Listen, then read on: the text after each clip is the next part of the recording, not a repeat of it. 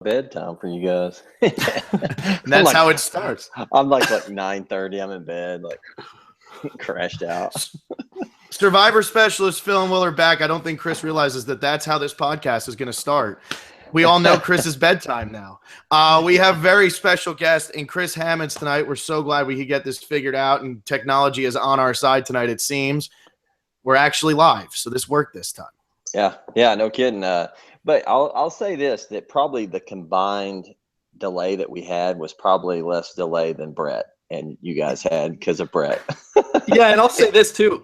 You got into the chat before last time immediately, and it just wouldn't load. With Brett, it took a while to get him into the chat. But we thank Brett for coming on. We thank you for rescheduling, and apologize to everybody who wanted, to listen Saturday. But we're live now, so that's all that matters. Yeah.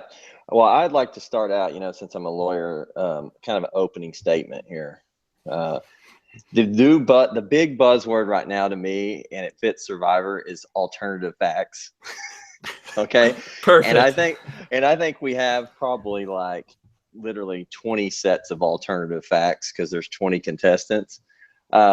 So you're just going to hear my alternative facts. So if you're a fan of Jess or Ken or Adam or Brett or Sunday, just bear with me. They're my facts. They're my alternative facts.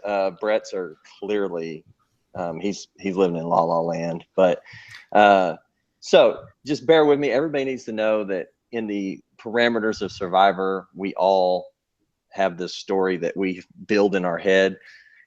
We go out on an island with a bunch of strangers, and then when we get back, we have 6 months to build this story in our heads and make ourselves believe something else happened on the island if you didn't win. The only guy that has the advantage of everything is Adam. Whatever he says, really, his alternative facts work because he's the winner. That's right. I would say, everybody, chill, fans of everybody. These are it's just the way it is. Well, I think everyone else. So this means that you're really going to lean into people here, huh? I don't know if I'll lean into anybody, but I certainly think that I love seeing the spin that everybody has, because we all take this picture and we mold it. It's human nature. I don't care what happens. I look and then the edit comes out. The edit of the show turns everything, because you're like, oh, I can make that into mine. I can flip that around. So it's really awesome to see everybody's spin, and everybody's just making up their own shit. I mean, that's so just what's happening. Are you going to spin it also, or is everyone else's alternative facts? You're giving us the real facts, or is this you admitting that maybe what you're saying might have a little spin to it as well? Oh, I'm always telling the truth, guys. I mean, that's all I know. That's all I know. You're a lawyer. Yeah. So I mean, this is what happened on Survivor. I was duped. Yeah, well, finally, it took us, this is our sixth interview. On our sixth one, we'll finally get the real truth. So really looking forward to this. That's the whole point of my opening speech here, is the truth is now here. Finally. We're ready. We're ready to hear it all. Yeah. Yeah, so I mean, this is gonna be kind of a fun one. This is gonna be different a little bit, just because you're the first person we're actually talking to who was on Vanua. Yeah. The second Vanua, the swap Vanua. Yeah. Yeah. So you're really, I mean, we've heard so many stories about David and everybody, and you're the only one who actually played every day with David that made the merge. Yeah. I think the Vanua tribe was interesting, because when we swapped. You walk over there and I see Zeke, and Zeke is somebody that I wanted to play with. I had him in casting, and I thought he was an interesting guy in casting, and he actually wore an OU shirt one day. So I was like, wow, boom, this is going to be an OU connection. It was kind of risky, thinking about it. I thought, oh, maybe he knows more. He might know me from football if he's a big fan. But Zeke was over there. Michelle I didn't know much about, I just knew she was pretty good at puzzles. And then I had this weird CC and Dave, dynamic going. So there was a lot to think about right off the bat. And quite frankly, my game plan immediately was to whack Dave. It didn't, you don't see that on the edit, but I immediately went to Zeke on the beach and said, you don't worry about it. We're going after Dave. And he was like, whatever you want, So it actually changed along the way, though. I just felt like they didn't, again, they don't show a lot of this on the edit, but Dave and I, once we made that Vanilla swap, we talked every day strategy, and I thought I had a better chance with Dave for a while. I knew he would eventually come after me, which he did. So when you first wanted to get rid of Dave, was that just because he was kind of untrustworthy and wasn't really in your alliance from the Gen X tribe, or was he really starting to come on as a threat? Because when we were watching, Dave started out, I mean, he was such an underdog. It's like he's not really a threat to win. So when on that swap, what was the reasoning behind wanting to whack Dave? Honestly, my main reason is I saw Dave as a super intelligent, strategic player. I saw him as a threat. Dave's got some quirks and stuff, but I'm telling you, Dave's a strong dude. He is. I mean, all the kind of insecurities and stuff he has is one thing, but there's a side of Dave that when he switches over to it, he's competitive. He's strong. He's not this little meek and just little guys floating around. So really, it was more that, but also, I thought it was really odd that kind of the last few votes from the Polly vote to the saving Jess with the idol kind of put me off too. I mean, and here's what I'd say. I know we're jumping ahead a little bit, but the idol play of Dave gets talked about a lot. Was it good? Was it bad? And again, Dave's world, it looks like it was great, but we have a little bit of hindsight there. And Andy got lucky and found another idol. Maybe not lucky. He used the knowledge he had, but in my mind, the Jess save with the idol, the reason it was a bad play for me in my head was I felt like if we had a super majority that vote, and I thought it could have got Gen X back on track. If Dave and everybody is in agreement, for even Ken, to vote Jess out, I think we're back on track as Gen X solid. I would have said, hey, Dave, let's go. I would have said, Ken, let's go. All of them. Jess would have been gone, but I thought it would have gotten Gen X back on track. And that's why I didn't like the move. So why did you end up going back then? What made you want to align with Dave once you actually got to that tribe and get rid of Cece, who, although she was on the outside, you even just said you thought Dave was a threat and he betrayed you playing that idol. Why would you get rid of Cece and keep Dave? Here was my thought process on it. My thought process is Dave is a smart player. Cece, I felt, was more of an emotional type of player. I thought that, let's just say I get rid of Dave, and then I'm sitting there with Cece, who's really probably not in my corner at this point. I'm with Cece and two people I don't really know. We lose another immunity challenge, which was likely with that crew. When you first look at them, we made a run at the end of the day, but at the first glance, you think we're not going to win an immunity challenge. Well, all of a sudden, it's Chris versus Cece, Zeke, and Michelle. And I didn't like that. Dave, on the other hand, I think Dave was smart enough to go, Chris is I can cling to Chris. I can be his buddy. He can lead us through. He can protect me. So I felt as long as Dave thought Chris can protect me to the merge, even if we lost those immunity challenges, I'd still have Dave in my corner. So that's what it came down to me, is if we lost more than one immunity, I felt CC would flip on me and bury me. Gotcha. And you ended up not losing anymore, but the show let us believe that Michelle would have been the next to go. Is that pretty much how it was, or would that have kind of been maybe a 2-2 vote, or was it going to be Michelle pretty much? I don't know. That it would have been a difficult. From my perspective, it would have been. We would have talked about it at least. Zeke and I would have talked a little bit. Now, when I see the edit back, it changes my mind. Maybe Zeke and Dave were a little, obviously we're a little tighter than I thought they were, or I thought I was tighter with Zeke. Within the show, I thought so. So really, that would have been a difficult decision at that point. I'll have to say I probably would have stuck with Dave at that point. I was like, he's kind of the devil, but sometimes you got to play with the devil to get farther in the game.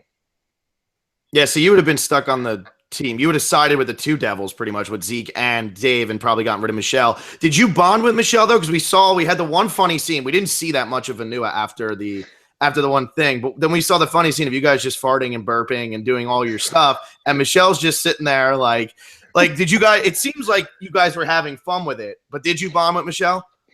I don't know that we bonded as much as like Zeke and I, and I'm not sure Dave or any of us bonded as much. And I don't know if it was because, just a girl versus guys.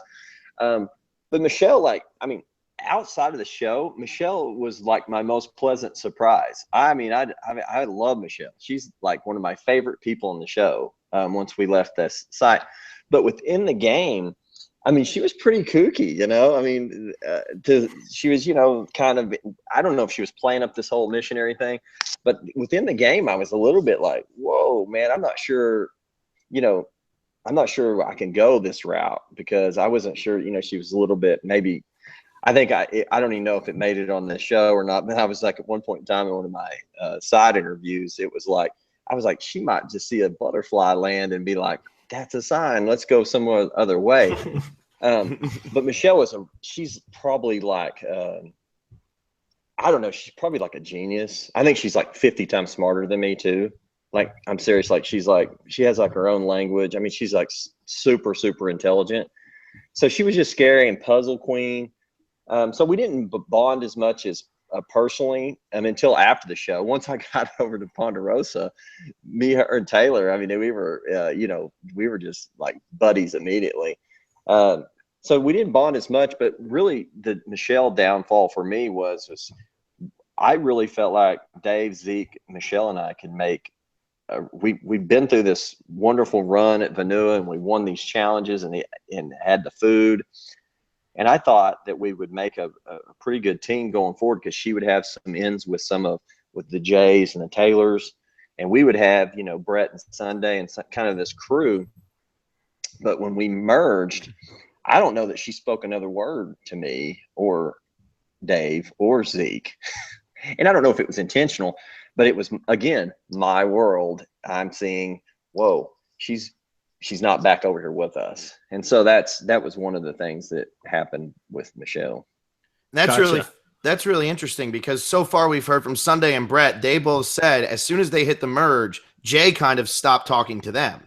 Jay kind of like went right to Jay and Will just disappeared again. And you feel the same thing with Michelle.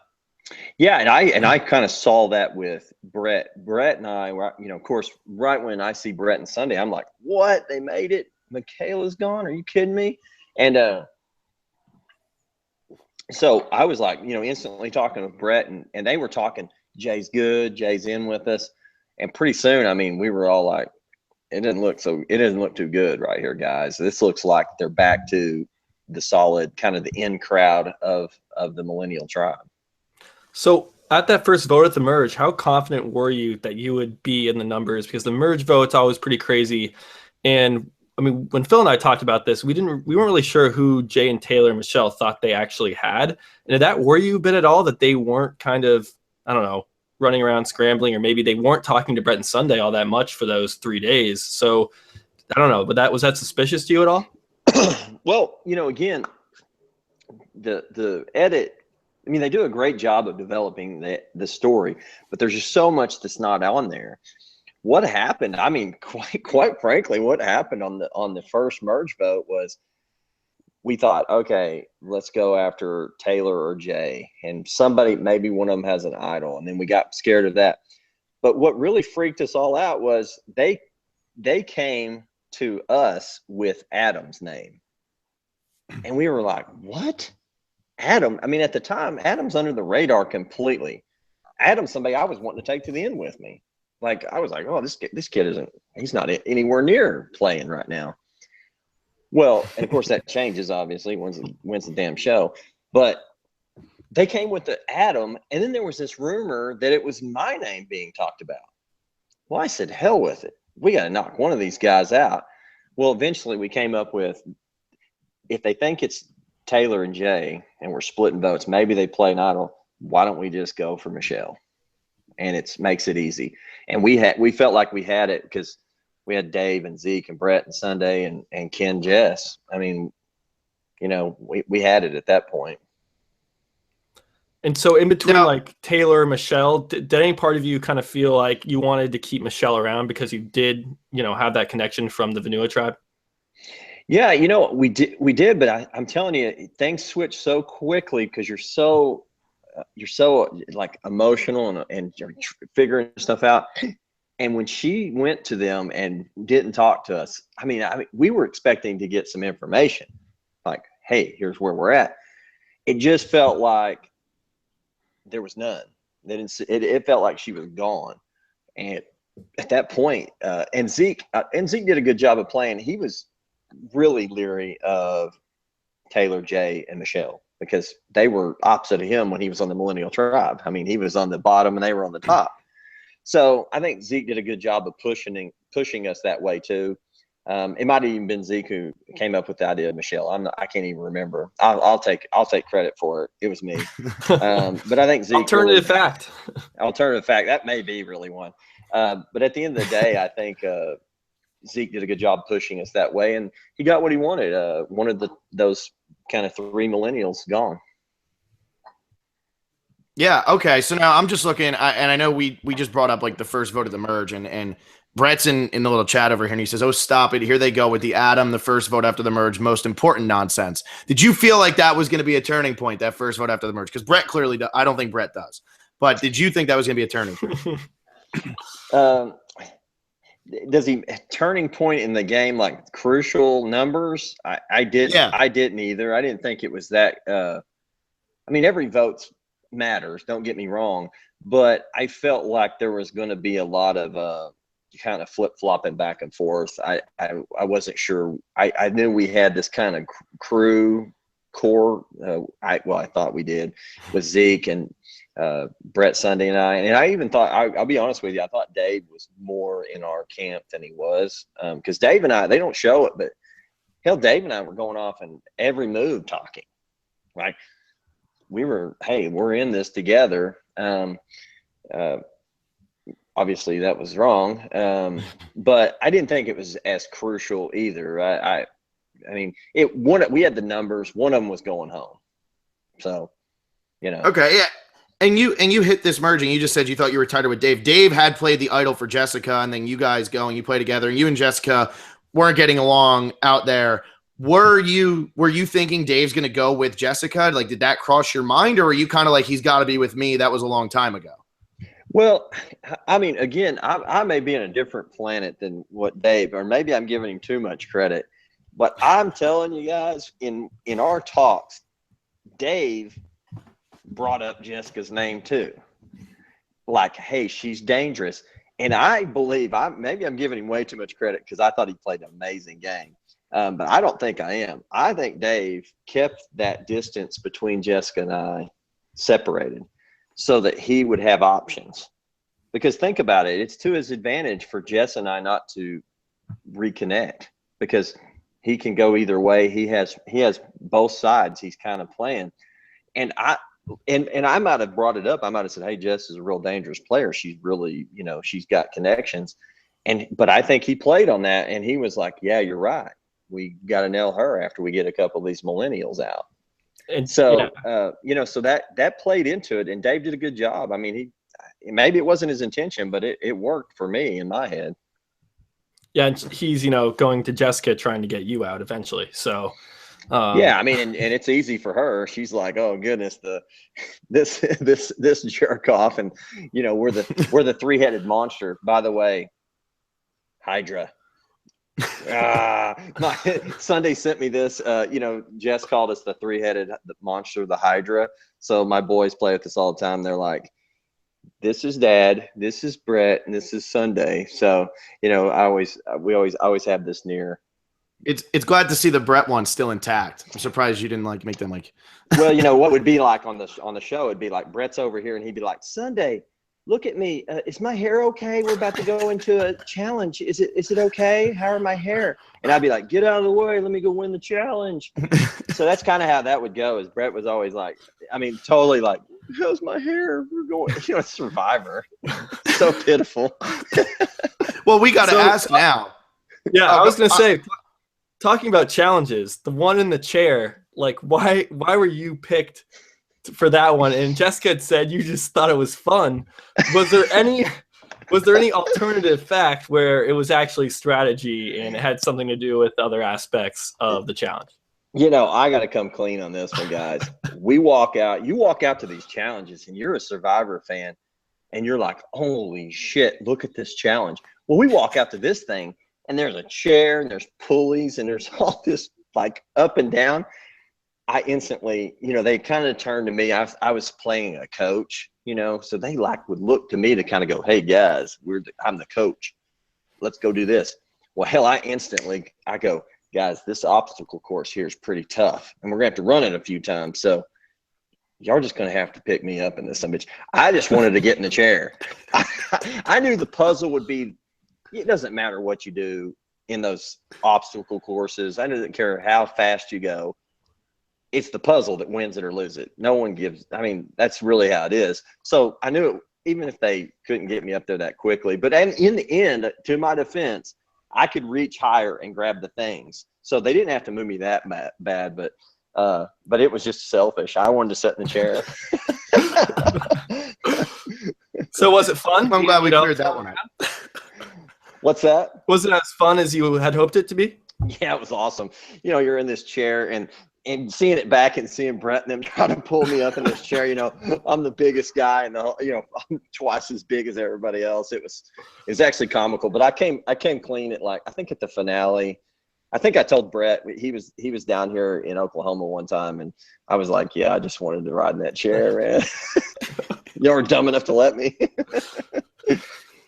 Well, we'll jump to that. I wanted to jump to something else because you were saying Brett's worried about his hair and you kind of acted like you were crying a little bit there. Brett called you out and he said he turned around at one point and you were just crying about your dog. What's going on? Okay, first off, let's back up a little bit. Let's back up to like beach life here.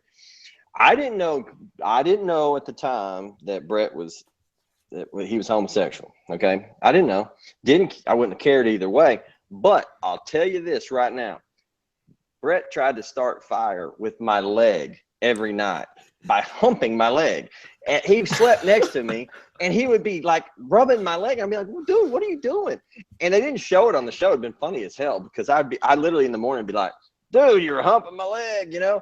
And he was like, shut up with that noise, you know, shut up. So that's the first thing.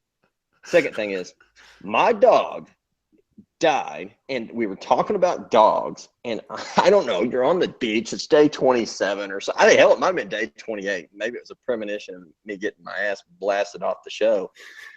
And I start telling this story to Dave and Jessica, who are two of the people that bury me in the show. And I don't know, I start crying and this numbnuts turns to me and he sees me and he goes, are you crying, you loser? What the hell's going on? And I mean, we laughed until we were about to throw up. I mean, we were laughing so hard because I was sitting there bawling and I'm this big monster on the show, you know? So it was pretty funny. And now you got Phil crying over there. I am. I'm a little bit of laughter, a little bit of everything. I'm loving that we're hearing the same story here. So yeah, no, he told the truth on that one. I cried. Okay. Yeah. He's still calling you a liar anyway in the thing. But okay, well, this is something that we didn't really talk too much about because we skipped over to talk about vanilla. But at your Gen X tribe early on, who obviously you got along with Sunday, you got along with Brett. You said you didn't realize you had Ken who was on board with you, and you're like, wow, we could get this back on track. Where was Ken standing there? Because we didn't really talk too much about Ken pre-merge ever. So Ken's a difficult one to understand within the game. Outside the game, everybody's just different. I mean, Ken's a guy. I always kind of rate people of who I get in a foxhole with, so to speak. Who would I trust if we were like in battle? Ken's a guy that I would trust in a foxhole. I mean, he's going to do the right thing. He's going to try hard, and he's not going to give up. But in the game, it does something to you. And for whatever reason, we had an alliance. I mean, I'm telling you, Ken gave me the old handshake, Midwestern boys. I know you're from Oklahoma. I'm from Kansas. Brett, Ken, Paul, Dave, and we were like, hey, I mean, this was in the first 2 hours of being on the beach. And I was good to go, man. I mean, because if you look at it, guys, I mean, everybody talks about who was a kind of a loyal player. Well, there's no more loyal player than Brett and I. I never stabbed anybody in the back that I said I was going to be with. Not one time. And I wouldn't have went out. I didn't get to stab Jessica in the back, but I wouldn't have went after Jessica. If she'd stayed with the Alliance, I would have went to down in flames with them, with all of them. So Ken was interesting because he all of a sudden just changed one day. And we were like, I was like, dude, I told Paul and Brett, I said, we don't have Ken anymore. He's with Rachel and Cece. And I don't know what happened. I don't know what the disconnect was. I have no idea, but Ken was very hard to read out there. You could have a conversation about life in general with him, but the game was just kind of off limits. And when you do that, you know, it puts something in your head that this guy's not with us. And it was like we never were going to vote him off pre-merge at all. I mean, you need Ken. And we were worried about him post-merge, but that's kind of where Ken was. He was in this kind of weird twilight zone. And then once like Rachel left and he kind of those flip-flops from the top of the tribe down to the bottom, I think Ken took those harder than most people did. So when you say that Ken, you know, he was hard to talk about the game with, or wouldn't talk about strategy, like, so let's just say you went up and said, are we good? Like, what would his response be if you try to talk about the game? Well, I'll give you an example. Rachel, y'all have heard many of the Rachel stories. She just, I don't know if that was just her game plan to kind of slowly sabotage everybody, but there was one point in time, like, I don't know, it was first day or two, it was before we got evacuated. So it had to be like day 1 or 2. And everybody was worn out. Everybody was sleeping in the shelter. And I was up. And I'm sitting on the beach, and Rachel comes over, and she says, and I'm like, oh my God, you know, I'm scared. Like, I don't even want to talk to her because I've seen her kind of have these interactions. And she says, what's that down there? And I said, it's the raft. We had like this raft, and we never took it out because it was just too heavy. It was just a big bamboo raft that you could go float on, I guess. And it was way down the beach. She said, will you go down there with me? And I was like, oh God. So we go down there, and literally all we did was walk down there and stare at this stupid raft. We come back, and people are just, holy shit, they're out there. What are they doing? Well, I don't know what she told Ken, but that was when Ken, he came up, Dave came up to me and like got right in my face. And Dave was like, what are you doing down there? Y'all looking for idols or some shit like that? And I go, dude, I didn't do shit, man. I've been building a shelter, and I've just walked down here with this crazy girl. And Ken came up to me and he was like, man, it looks pretty bad. And that was it. He was done with me. That was it. I guess that was it. He had it with my ass from that point on. So it's kind of like that. But to answer your question more specifically, you go, hey, Ken, you're good, or we good? And he just kind of go, I don't know. No one's talking to me. You know, and you'd be like, oh, you just kind of just forget it, you know. Wow. Did you have an inkling? You go ahead, Phil. Go ahead, Will. No, you're good. Go ahead. I was just going to say, it's just so crazy how like you can have one conversation, just walking to a stupid raft and look at it for not that long, and then everyone is so paranoid and concerned. I mean, I imagine that happens, but to have it happen over something so short and simple, it's it's wild.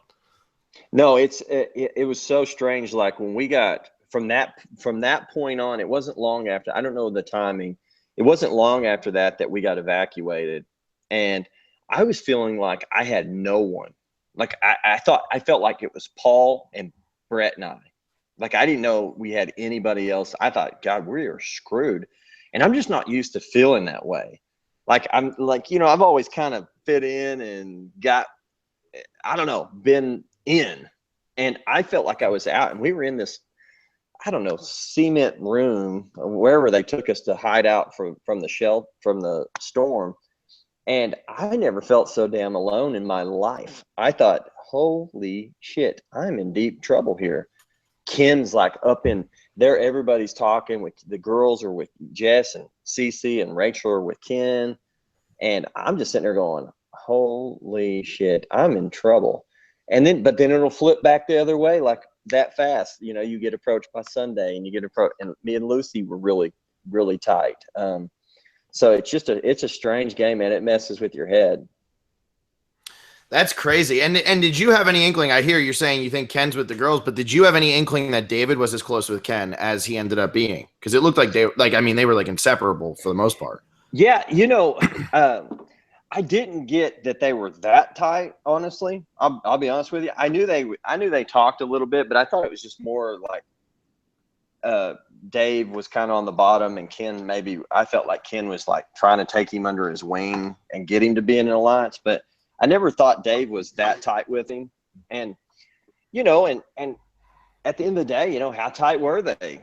You know, I told Dave in a recent one time I was out in LA for something, and I told Dave, I said, you know, you'd been better off going with me because I have just enough of a big enough ego that I might have wanted to go to the end with Dave, just say, oh, I can beat this son of a bitch.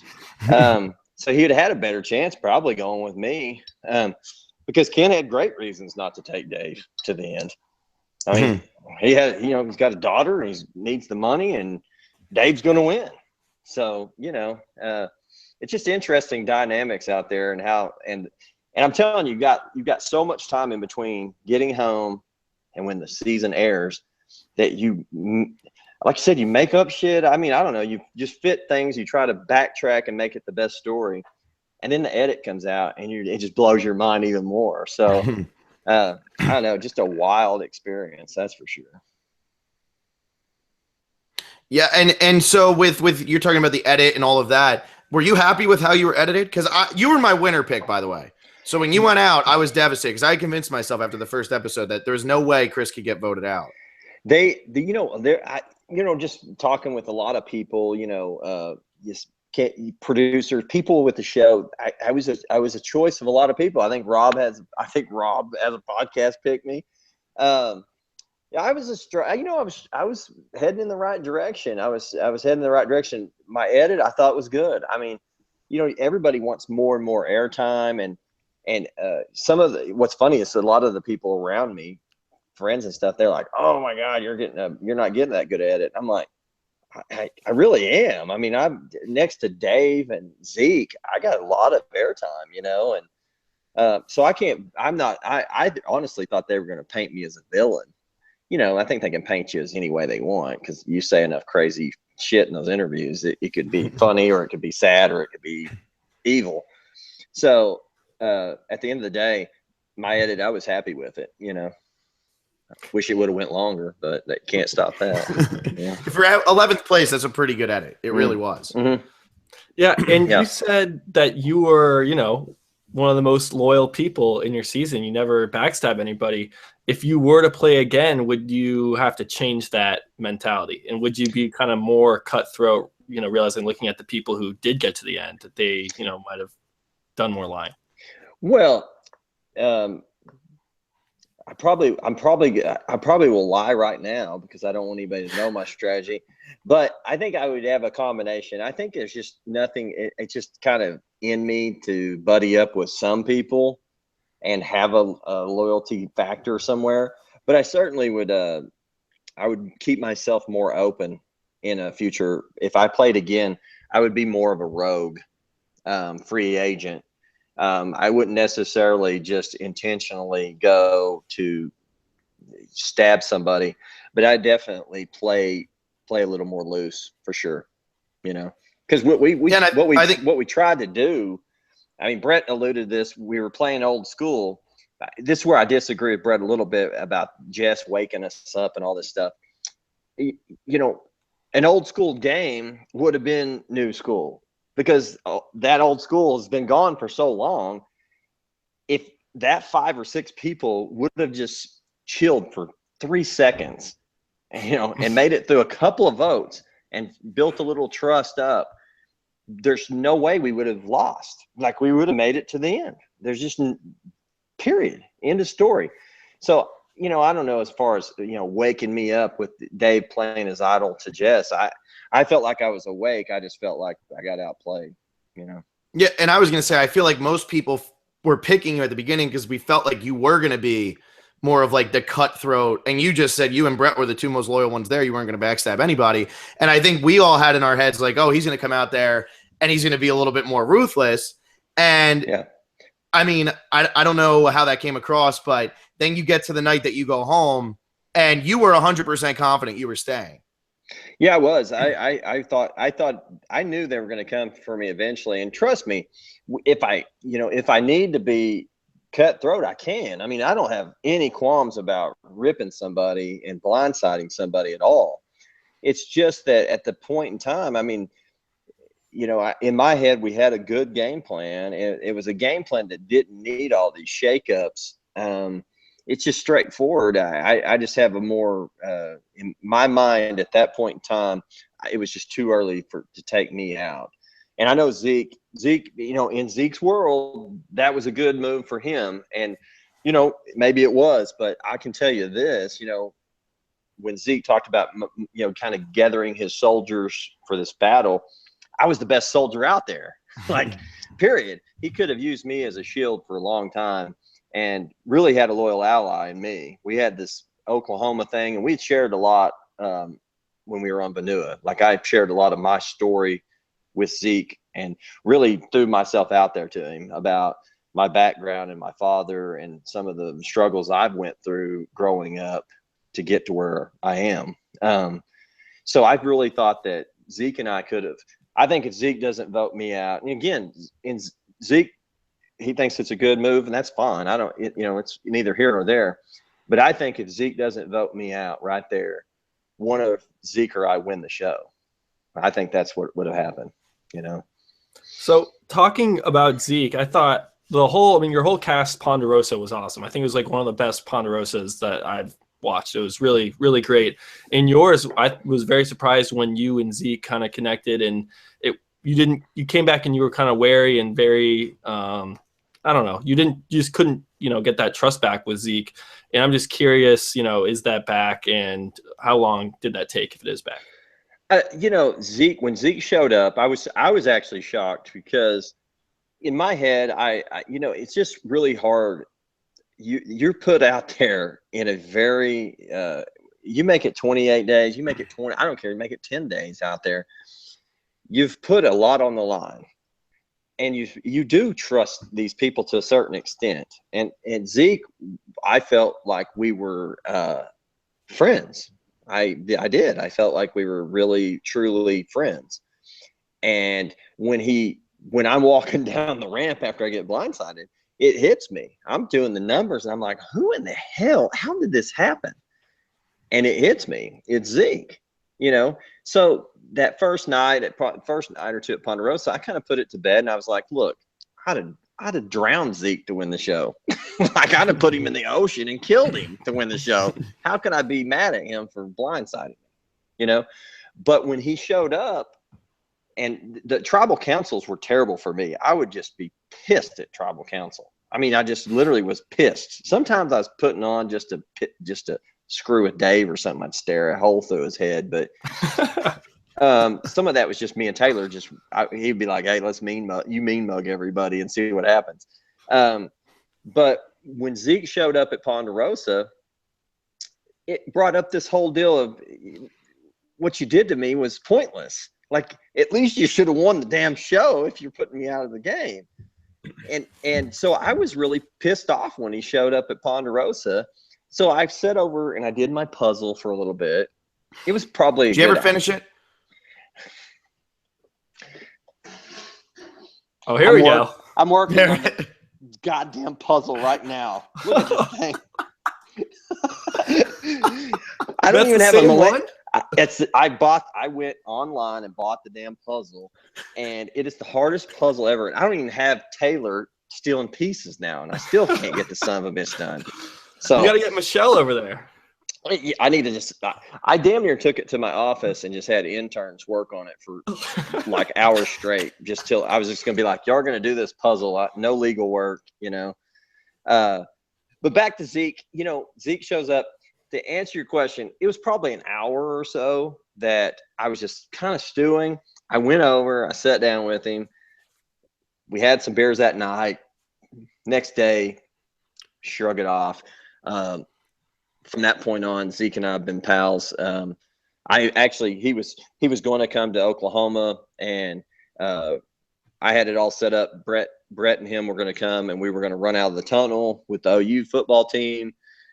He wasn't able to come, but Brett was. We ran out of the tunnel with the OU team and met Toby Keith on the field, and it was pretty. I got to see a video of that. I'm not sure we have video of it. We've got pictures with Toby Keith and on the field and stuff. But yeah, so Zeke and I are straight. He called me the week of when I was getting blindsided and was like, "Hey, are we still cool?" And I'm like, "No, we're good." So no, Zeke and I are friends. There's no one on the show that I'm not friends with. I'm closer with some than others, but there's no one on the show that I would say that I hold any kind of ill will towards at all.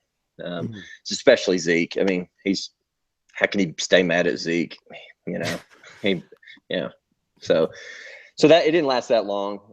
But there's certainly, when you get out of Survivor on a blind side, you can't help it. Your feelings are hurt and you're pissed. So, and I was pissed. But I love it about your cast. I mean, it seems like everybody is all cool with each other, and Sunday and Jessica had their thing, but they got everything sorted out, and Jay goes out with the fake idol. He was totally cool with it. So I mean, it was really great to see people really happy and okay with the game and how it shook out. So it's good to see. Yeah, I thought I think it was a first season. I think there was it was a lot of super fans. Hell, I thought I was a super fan. I'm like Brett. I didn't know that there was even crazier fans. That you got the Adams and Wills. That this whole thing and all this podcasting stuff. That's a new world for me. And I've never missed an episode of Survivor, so I thought, man, I'm a super fan. But you had super fans that really respected the game and understand that this is going to happen. Things are going to happen, and it's just the game. But it is personal too, so there are going to be little jabs. CC, when she got out, I think some of her exit interviews, she kind of came after me. I understand it. Next time I saw her, I sat down with her at dinner and said, "Hey, I took it. I said, "Hey, look, I'm an asshole. Sorry. What do you want? What do you want?" So I think we're all straight now, and it is good to end that way, because good Lord, we might be back on that beach someday and might need to work together. So yeah, you never know. Yeah. Well, I want to ask you, because I know you had said to us that you really wanted to talk about this. So I wanted to ask you, and this kind of comes with the big moves and everything. So you sit there and you say, Zeke might have made the move too early because it gets rid of him. And it's almost like that Jessica even might have made the move too early with the Rocks. And there's just a lot of early stuff going on.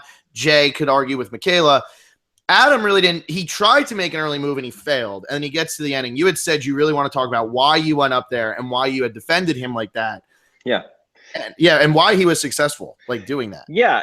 What I think what was really interesting for me, I'd make 2 points. First of all, I think that, I went on the show holding back on my profession because of the stigma with attorneys.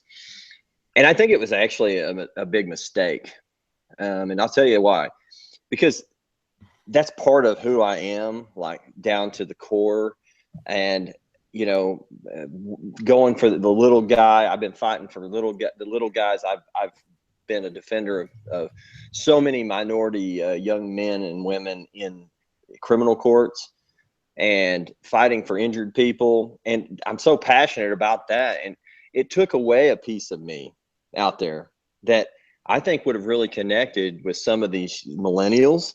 It would have connected with possibly with other people on my tribe better. Certainly, like Ken is a very liberal thinking guy, and I had to hold back some of me because of that. So that's the first point I'd like to make, is that sometimes, I think everybody would have got over the fact I was a lawyer if they knew why I was a lawyer, and some of my things about my dad going to prison and how I became a lawyer. So that would be the first thing. But the second thing is, this is the first time or probably the only time I'll ever serve on a jury. And what I learned from this is that as a juror sitting over here, I want attention. And I've always thought this as an attorney. I've always tried to give the jury attention. But by God, I wanted it more than that. When I was sitting over there, I would be pissed off if they weren't talking to me. I mean, that's just the way it was. And Adam did the best job of that. He went over, and when he was talking, he would look at the jury. He would make eye contact with you. And he wasn't saying, "Hey, Chris," but he was talking to us, if you catch my drift. So in those moving to why I said what I did, this is for definitely for fans of Ken. The edit shows what the edit shows. And what I can't stress enough is tribal council doesn't last 5 minutes or 3 minutes. It lasts an hour or more. There's a lot said at tribal council that folks at home don't get to see. And as a juror sitting on the tribal council jury, all we get to base our decision for who we vote for to win the $1 million is what is said at tribal councils. It's just like a jury trial. They don't get to go outside and figure out anything outside their parameters of what I say as a trial lawyer. Adam did, in at least 2 or 3 tribal councils, made the point and beat it to death. Ken, if you take David to the end, you and your family get nothing. That's how it was. He did a great job of it. In this one particular tribal council, it's probably 3 or 4 from the end. He made that point so well. And when he makes the point of Dave is going to win, Ken, all the jury is going, yep. Ken's watching that. And I'll promise you, whether Ken admits it or not, and maybe it didn't, but in my head, those speeches that Adam gave to the jury and got reaction out of us made Ken go, light bulb, I can't take my good buddy, my loyal pal to the end with me because I'm not going to get the money. And more importantly for Ken, his daughter's not going to get the money. And that is why, to all the Ken fans out there who have tweeted me, how dare you make up all this shit? I didn't make it up. Adam did it. He did it at tribal council, and he did it better than everybody else. That's why he won. That's why I advocated for him. And he did, in my head, because that's all I can go off of, turn Ken on that point. Now, the edit shows, maybe Ken did a little more of this or that. But all I can do is go off of the mindset I was sitting there on the jury and listening to Adam, and the reactions he was getting out of us, I think, had a huge influence on Ken's decision. Got it. And that's awesome. Yeah, that's awesome to get that cleared up, because I'm sure you did get a lot of flack, because we're clearly shown in the edit is that, Ken kind of had this decision on his own, and Hannah went up and talked to Ken, but you were specifically referring to all the tribal councils before that and what Adam had done to really influence Ken's decision, which wasn't specified to us as a viewer. So that was, that's it. You're making it very clear now. Awesome. That yeah. I promise you, if some of those pieces were shown to the audience, there's no doubt in my mind you'd go, oh yeah. That influenced Ken. Now, another thing that no one I don't think has brought up, final tribal council, and maybe it was even shown. I don't know. I don't recall it being on the show, but Ken had come up with this when at final tribal. He had come up with this idea that he made the decision based on who did best at the final count, the final immunity challenge, and whether he did that or not, no one bought it. Not one person on the jury bought it. And I think Ken would have been better served. And again, that may have been Ken's, he may have really thought that. I don't know. But I think Ken would have been better served, whether it was the truth or not, saying, guys, I voted Dave off because I wanted to win the show. Not because I made up this weird, you win at immunity, the last immunity challenge, or anything else. He should have just went up there and said, BS, I whacked him. I got the monster out. I got the stud out. It was me. It wasn't anybody else, and I'm owning it. But he didn't do that.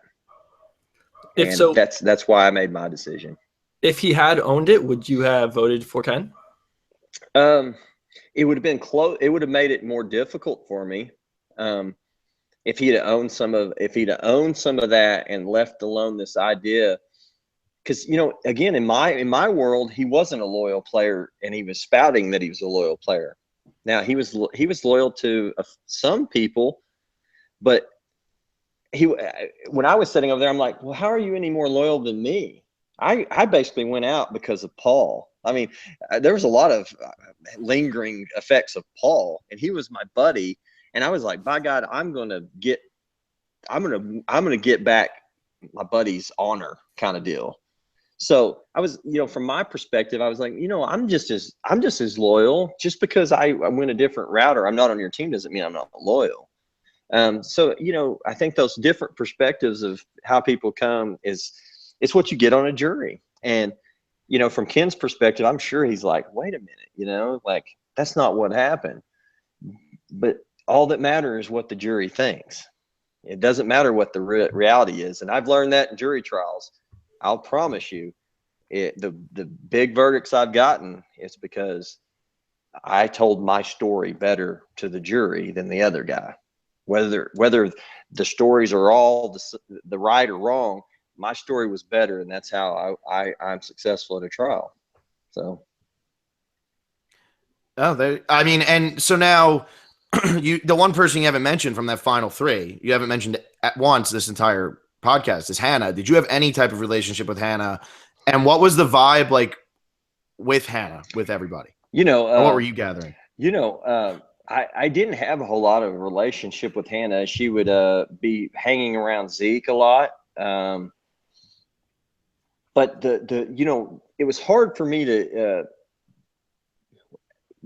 even talk to her sometimes. I don't know if it was an act or she was playing, but a lot of times she would, be playing kind of this goofy, almost, you just couldn't really follow her. But there was one conversation I did have with her where she was actually, I felt that she was lucid, and I felt like it was really her.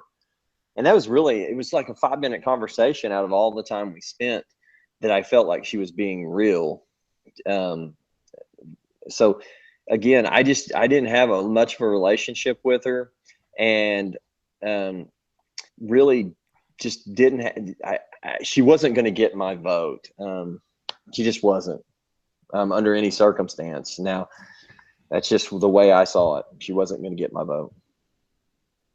Okay. Yeah. And I guess we can ask one more question before we jump into comments, because we have a bunch and we're almost out of the hour here. Sure. If that works for you. Does that work for you? Oh yeah. Yeah. And remind me to talk about Sunday, one fact that she got completely wrong. Oh, well, we will. Well, I just want to ask you, and we can talk about Sunday getting facts completely wrong. I just want to ask you, you advocating for Adam, did it actually affect the jury at all, or was it more just? I don't know that it did. I think most people had their minds made up before then. Really the first, they didn't, they cut all the speeches up, but really my final tribal council speech was more of a, they didn't show it all, but it was more of a, hey, Dave, I'm giving it up to you, man. You played your butt off. This was an amazing game. But in my mind, Adam was responsible ultimately for taking him out.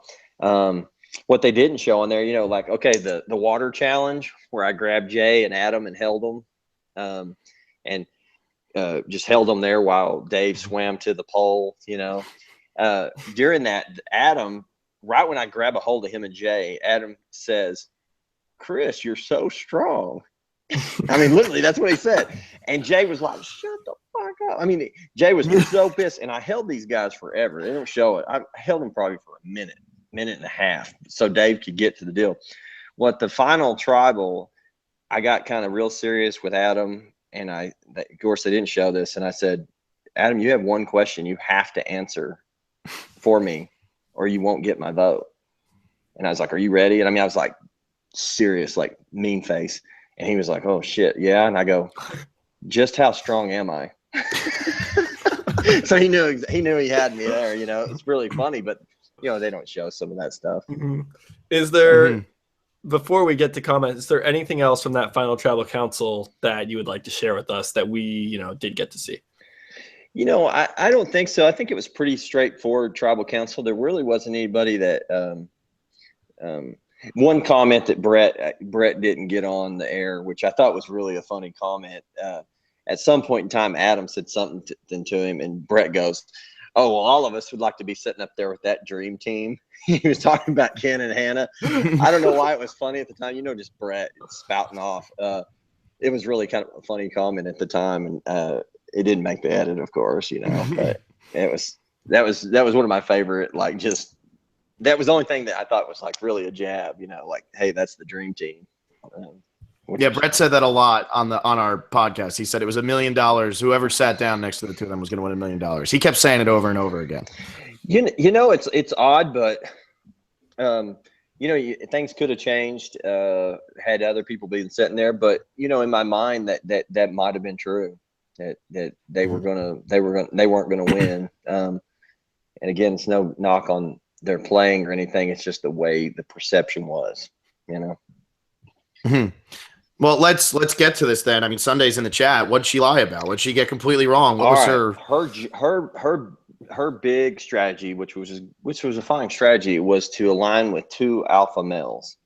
Well, she got 1 alpha male, and that was me. Brett, not an alpha male, not at all. So that was where she screwed up. She lost half of her strategy, went down the shitter with Brett. Alpha male, you kidding me? Anybody ever hung out? I feel like I just got Adam'd. I was ready for this crazy thing, and that's what it ended up being. I feel like you just Adam'd me. I was ready to be taking a huge hit here. Oh my God. Well, I love gigging my boy Brett. I mean, obviously, y'all know we're tight. We're as close as could be, and I love gigging him. He'll be like, I'll tell you a story. This is fun. This is a true story, guys, about Brett and I. So he rolls into town during football season to go, and I do it up. I got a party for him for a watch party. We go out on a party bus one night. I mean, just the works. We run out on the field, the whole 9 yards. One night, we're sitting here in the same kitchen where I'm at right now at this bar. And this is what you're dealing with on Survivor, guys. The egos and the narcissism of all of us. We're sitting there Googling ourselves. We're drunk, we're drinking beer. He's Googling himself. I'm Googling myself. And my wife went to bed. She was like, "You guys are out of your damn minds." And I'd be like, "Brett, watch this video of me. Watch how funny this is." And he'd go, "Chris, watch this." It's ridiculous. I mean, I finally go, "Brett, we're sitting here Googling ourselves for the last hour drinking beer. This is insane." So that's what you're dealing with. When we're talking about alternative facts and these stories, everybody's doing it, but Brett and I literally sat there and Googled ourselves for an hour. That's pathetic. Well, yeah, and I know Brett definitely wants us to talk about he has probably mentioned your tattoo 800 times on Twitter. So I don't know if you want to bring that up now or wait. Yeah, no, that's one story I have to get out because I thought it was going to make the show actually because they grilled. I think they did a side interview with every single person about my tattoo. All right, so here's the story for all to know. This is how the tattoo came about and why I call it a bitch tattoo instead of a tramp stamp. Okay, so I correct Brett all the time. So I'm 18. I don't know, just turned 18, and my buddy and I decide we're gonna go get tattoos. We drive to Dallas. We drive to this and that. We end up in Denton, Texas. And God knows why I chose the back where I did. I have no idea. I get the tattoo right. I come back home to, and this is a little known fact. I've been married before. I had a mulligan, so to speak. But back then, I'm at my then just girlfriend's house. So my future father-in-law, and we're all at dinner. My ex-wife's grandparents, family are at this dinner table, and I just get back from getting this stupid tattoo, and her dad goes right at dinner. He says, "Chris, why don't you show Jessica's grandparents your bitch tattoo? Right at dinner. And I just about died. So from that point on, people go, you got a tramp stamp. I go, no, it's a bitch tattoo. So there's the story of the mighty tramp stamp. Oh man. So that at least that's a good way for it to get called out, huh? For everybody to find out. How did he know? What did you tell him? Well, on the show, they see somebody made a comment while we were all out in the water, and I tell that story. Well, of course, the producers love it. They're like, so what's Chris call his tattoo? And everybody's like, it's a bitch tattoo. I guess that was too much for TV. Yeah, I thought that would be a good hashtag. Yeah, I thought it was hashtag bitch tattoo. There you go. So for all the females that were, I actually posted that at one point. Brett said something, and I said, no, it's a bitch tattoo. I think some people took offense to a bitch tattoo. But that's why. It's because my father-in-law, my ex-father-in-law said, why don't you show her grandparents your bitch tattoo? I'm an 18-year-old kid at the dinner table saying this. It's awful. That's good. Throw him under the bus. You're good. So one more thing before I jump to comments. I know we keep saying this, but we keep in your Ponderosa, you said that you never grow out your beard, and that it was you just couldn't believe how you looked, and now you're here with a beard. So is this now your new look? You guys are seeing it all trimmed up. I had it all bushy, grown out here about 2 weeks ago. My wife was just like, dude, you got to trim it. I like the beard, but you got to trim it. And I was going to just trim it a little bit, and I got a little too much. So I'm going to grow it back out. I kind of like the Viking look, man, for a minute, So yeah, I'm gonna rock the beard for a little while. Redheads need beards. Yeah, I think so. We look better, We do. Without beards, I don't know. We don't pull it off as well. I need all the help I can get. I can assure you that. So. Oh yeah, this is our first podcast with two redheads. Yeah, and I can't. The gingers. I can't agree with what you said because people have been saying I look like a younger version of you, so I can't say that you're bad looking. Oh hell, it doesn't matter what I look. I got the charisma. Hey, the chicks dig me. That's just the way it is. How do you think I got my wife? My wife's like a Pom Squad girl at OU. Like, shit. You think I got her off my good looks? It's my gleaming personality. Yeah, got to teach some of that charisma to Phil there.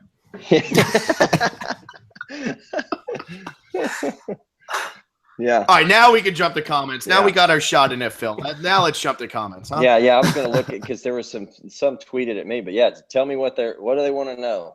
Let's hear it. All right. Well, of course, this is a big one for everybody, and it's Magali Wang. She says, and the obligatory question: who does he vote for in a final three of Adam, David, and Jay? Well, I think that's the beauty of Adam's win is everybody would have voted for Dave in that situation. I think Jay might have gotten the Taylor vote, maybe me, Michelle, but I think Dave he wins going away. If they don't get Dave out, he wins the show, and he wins. I think so. I think he wins going away. Just it's a home run. Dave played a fantastic game, and if you let him in the finals, then it's a huge mistake. And you got to give credit to somebody, whether it's Adam or Ken or whoever. They didn't let Dave roll in there and truck him. Mm-hmm. And how much of a chance did Jay actually have? Because he was like the underdog the whole time. I think Jay, he had an uphill battle. I don't think anybody was going to let him make it to the end. He would have had to go on one of these crazy Mike Holloway runs where he just wins everything. He would have had to do that. I don't think he had a chance to make it to the finals. It was an uphill battle because he was the underdog. I will say this. I don't know if it showed this, but this shows you how good a guy Jay is. He gets the fake idol, which was just, it was awful, right? We go back to Ponderosa, and you get back to Ponderosa, and it's maybe 30 minutes before the new contestant arrives, right? So you get back there and you get a beer. I grab a shoelace out of an old shoe, and I grab a stupid shell off of a table, and I tie it around my neck. And Jay walks up, and I go, too soon? And he was like, you son of a bitch. So you can just imagine, like, some people couldn't take that. And Jay was like, that's funny, man. That's the kind of guy Jay is, Yeah, I don't think I've seen anybody ever react as like positively as him when you just get completely shocked. It was almost like he was happy that it was a fake idol. Like he was like, all right, good move. Well, I mean, in that situation, in your mind, every one of us would have been doing this. I would have been worse than Jay. I'd have been like giving the bird to everybody. I'd have been like, screw you. So I thought he handled it. He handled it great. Just great. All right. We got Aaron. Oh, sorry. Well, yeah, you go. I forgot I'm so used to just reading them. Go. Bill wants me to help him read comments now. So, yeah. I get exhausted. From Aaron Wiener. Chris, what was your favorite challenge? It's probably the chair. It might not be, though. And what was the most unexpected event? My favorite challenge really was the water challenge. I thought it was to use a word that the millennials have coined and I didn't even know existed. It was epic.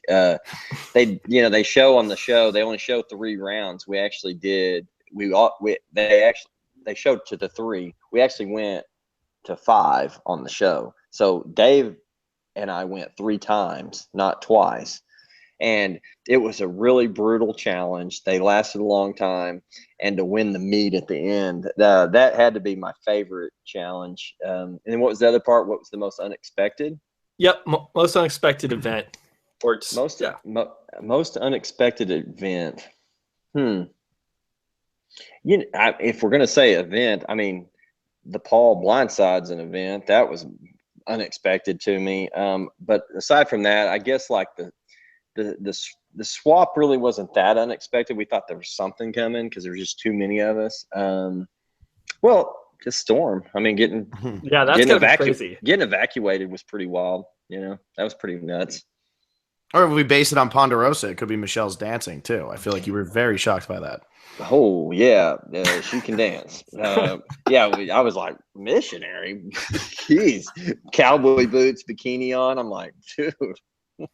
What were you before you were a missionary?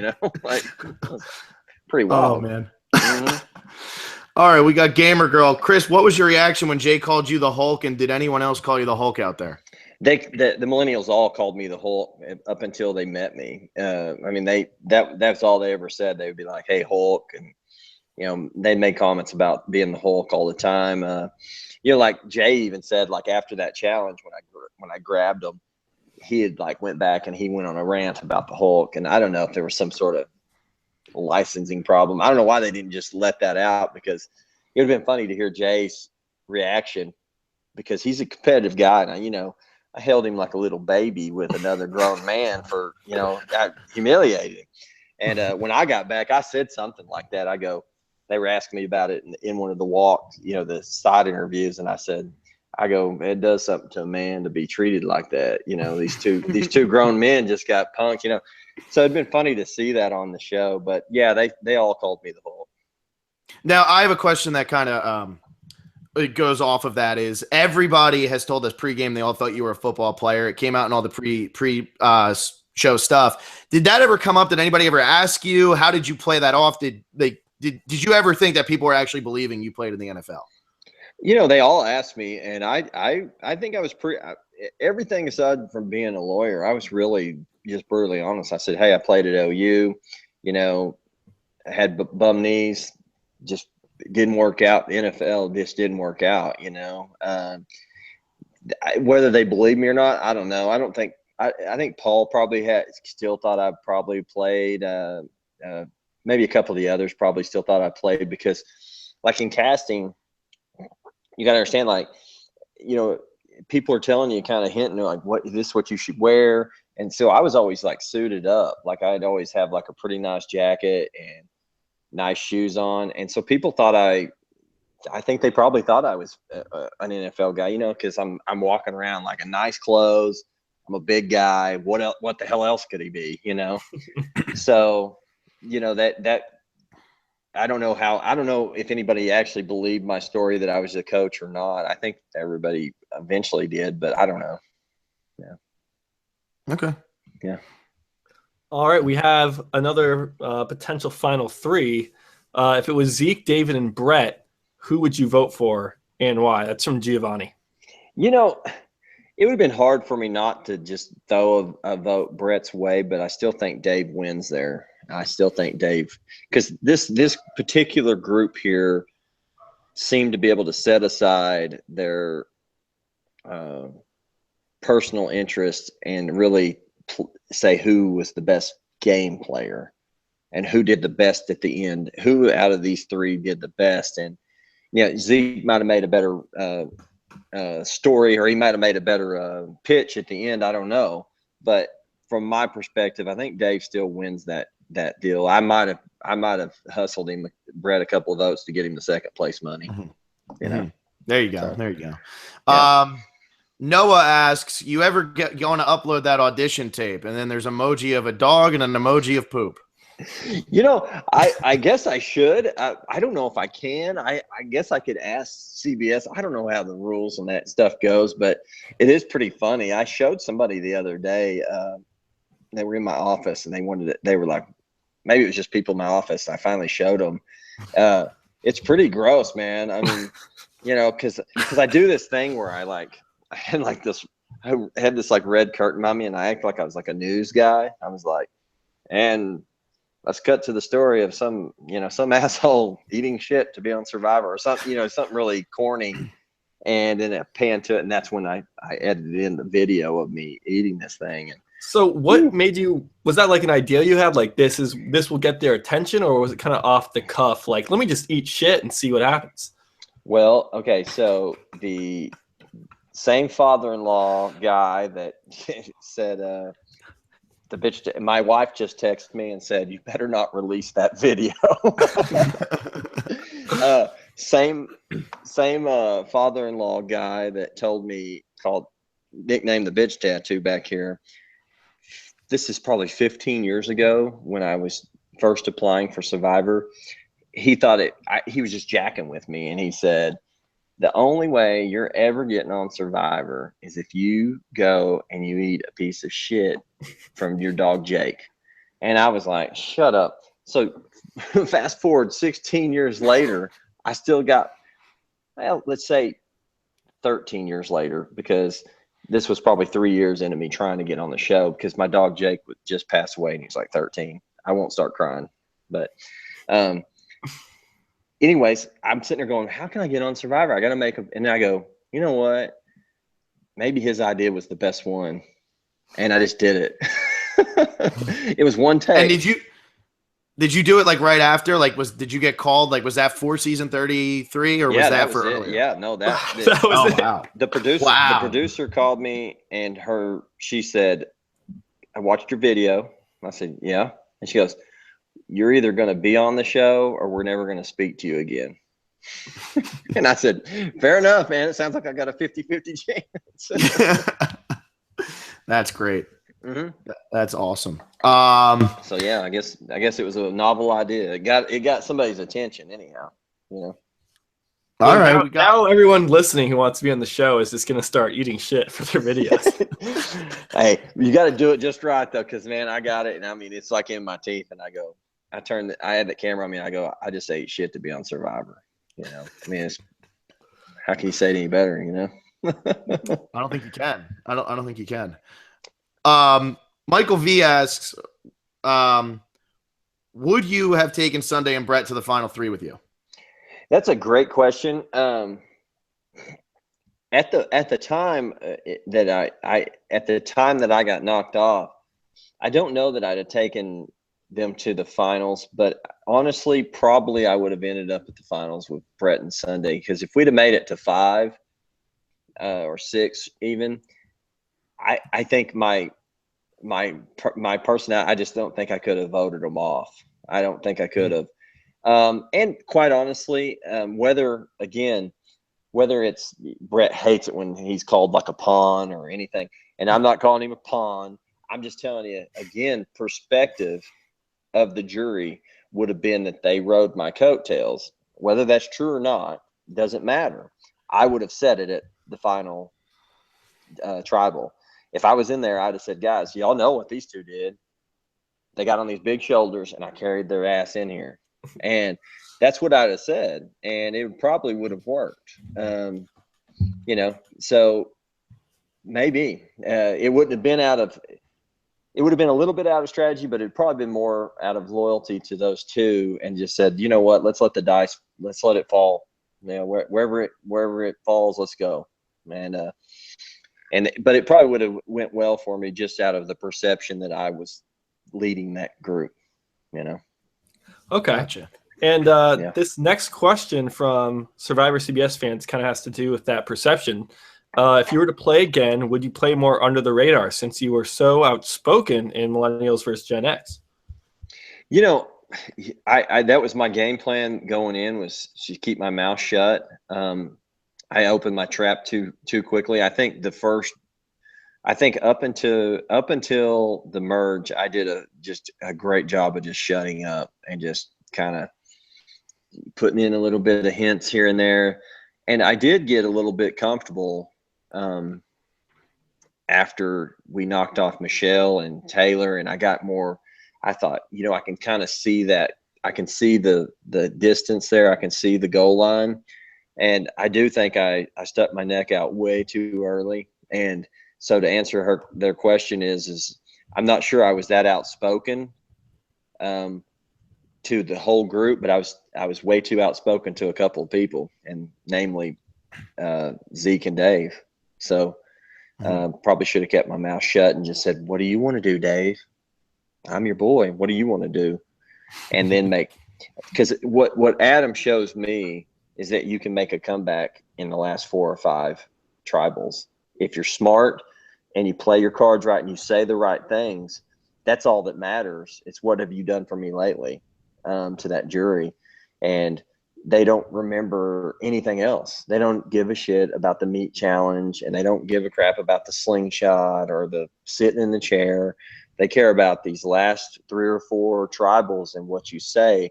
And I think that's what I do for a living, is talk people out of money. If I'd have kept my mouth shut and made it there, then turned on the trial lawyer, it would have went better for me. So yeah, I should keep my mouth shut next time. Now everybody knows that, though. Now you just told us. Uh-oh. Yeah, I'm screwed. Hell, I'm too ignorant to listen to my own advice. So, all right, this one made Sunday and Jessica both happy. So answer wisely here. But T-Rex says, "Were you surprised Sunday and Jessica weren't millennials with their exuberant demeanors?" Say that one again. Were you surprised Sunday and Jessica weren't millennials with their exuberant demeanors? Oh, they God, both responded to this tweet too. So I think somebody's taking a shot at them there. Listen, Sunday definitely has the energy of a millennial. She could be a millennial. She's fantastic. She says great things. Jess, she's actually on the island. I think Jess, I like Jess. Like, as soon as we got back to Ponderosa after she drew rocks, we were like, we had all kinds of things in common to talk about. But on the show, I felt like, and again, it's just the show does this to you. After the Paul deal, I thought this chick is a snake. I just really did. I thought that. I was wrong. Outside the world, she's not a snake, but in the game, man, I was like, this is not something obviously it was my demise. I mean, I should have just let it be, but I just wouldn't. She ended up winning because she got me out. So I don't know if I answered their question or not, but definitely Sunday's a millennial. She's a millennial at heart, honestly. Wait, who says Gen Xers can't be exuberant? That's what I'm saying. We've had Brett here, Chris, and Jessica, all really, lots of energy, and I mean, you've been great. So I think Gen Xers are exuberant too. Oh, I think we are. We just do everything, as Taylor would probably say. We just do everything harder. Like this puzzle, Taylor probably has a system. He would have finished the puzzle in like 5 seconds. But you know what? I'm a Gen Xer, so I like to do things the hard way. I like to sweat it out and get the result that I want. So, I don't like to work smarter. I like to work harder. Do you think your wife let Taylor into the house to hide pieces on you that you just didn't know about? I hope not. Good Lord. I hope that guy's not around my wife while I'm not here. He's too damn good looking. You kidding me? Half my staff at my law firm would marry the guy tomorrow, you know? Yeah, so he better stay away from my wife. I don't need that. I don't need any more of that competition. So he better not have any. I may be going up to court up to see him this summer, and yeah, he better not have been down here. By the way, your wife is in the chat, and she says she has the video of you and Brett running out of the tunnel. It's up to the husband if it gets released. Brett just said no. He didn't even give an explanation. He just said no. I need to see that video, and I need to see the audition tape. The audition tape is I'll shoot CBS an email. I don't know if you can or not. No one's done it, so I was like just assuming maybe I can't. Hell, I don't know what the rule is, but I'll ask them if I can. I'll throw it out there. Against your wife's wishes. Yeah, she. Well, let's be honest. I screw up quite a bit. So why should this be any different? You know, this will drive her nuts. But this old attorney that I kind of grew up under for a while, he used to say, if you don't screw up every once in a while, they don't appreciate you when you're good. So that I live by those words.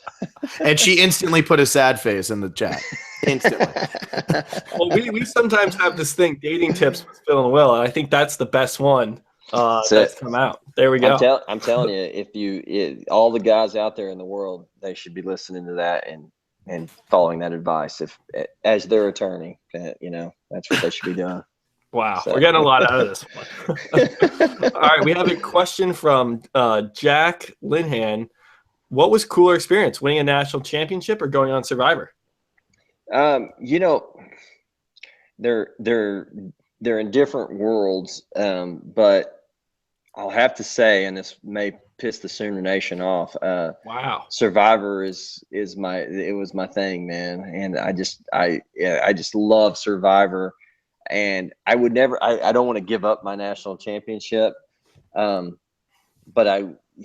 Survivor was it was up there. It was the only thing on the bucket list, the dream of the Orange Bowl and everything it was my dream, but it was more my father and my brother and my family. They were big Sooner fans, and I just happened to be the one that was okay at football,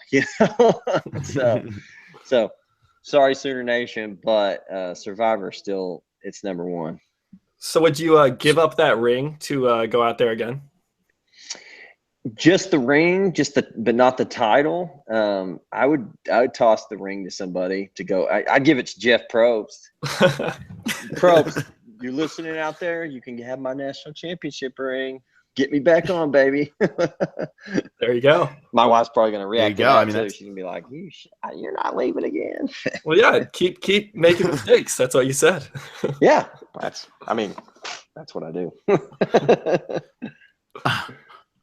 And Brett wants to clarify that he said no to you winning Final Tribal next to him, not the tape. The tape is fine.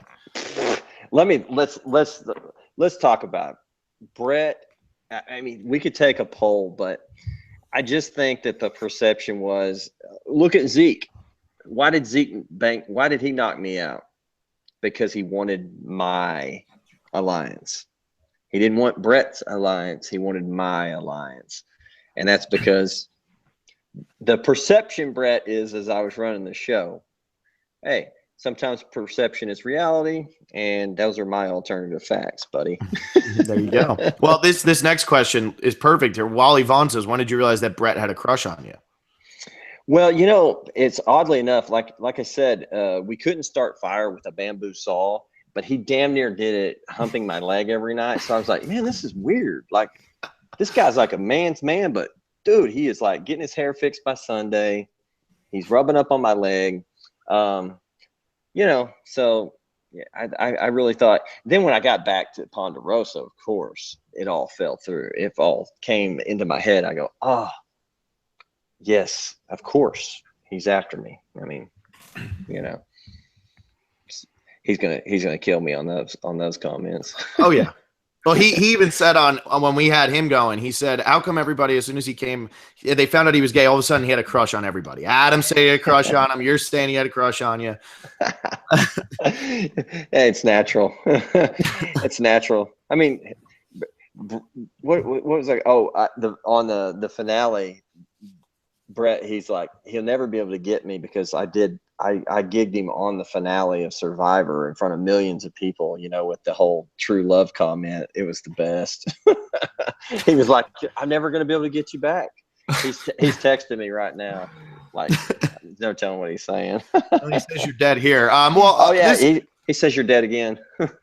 Yeah, I want to ask you real quick. When you were at Ponderosa, probably one of the funniest moments during Jay's Ponderosa is you're over there getting a massage. Yeah. And Jay's hands must have been pretty soft because you had no idea it was Jay for a little bit. You just kept on talking. I had no idea, and I was like, oh my God. I was like, this is the craziest thing. I've had massages before, and I was like, this is crazy. Like, I don't know what this chick's doing, it's like she's pounding on my back and hit me in the back of the head. And when finally it hit me, because he was like giggling, I was like, oh, this prick, Yeah. At Ponderosa, you got to find something to do. You're still off the grid, so to speak. And, aside from working on a puzzle that I'm never going to solve and drinking beer all day, you got to find something to do. Yeah. Yeah. So we have some more millennial versus Gen X talk with Sunday and Jessica on Twitter. And the question came up. It wasn't really directed at you, but I'm really curious. This one's, do you text YOU or you when texting? I go YOU. I don't do all that nonsense with the short version. I text out the words. Okay. I write complete sentences. In real life and in text. Good to know. Good to know. We were sending you novels in the Twitter thing, so I think you see that we're a little similar. Yeah. Yeah. All right, we got Alexa, who everybody knows because she's done some of our episodes with us, but she wants to know. She's a part of the team. She's a part of the team. She did the season rankings with us. She's doing it for next. She did like the fantasy game for next season, but she wants to know. Everybody asked about your audition tape, but how did the rest of your casting process work out from beginning to end? Casting, it was, it's a long process, but the finals in LA were, interesting because, you have these perceptions, I was in casting I had Paul and Brett, Sunday, Zeke, Jessica, Jay was there. Who else? I'm trying to think if there was anybody else there out of our crew. But Paul was like, I just almost knew he was going to make it because you're supposed to not talk or say anything to the other guys. And he's just wanting to talk to you, the whole time. And I was like, this guy, there's no way they're keeping this guy off the show. Brett was different. I know who else was there. Figgy was there.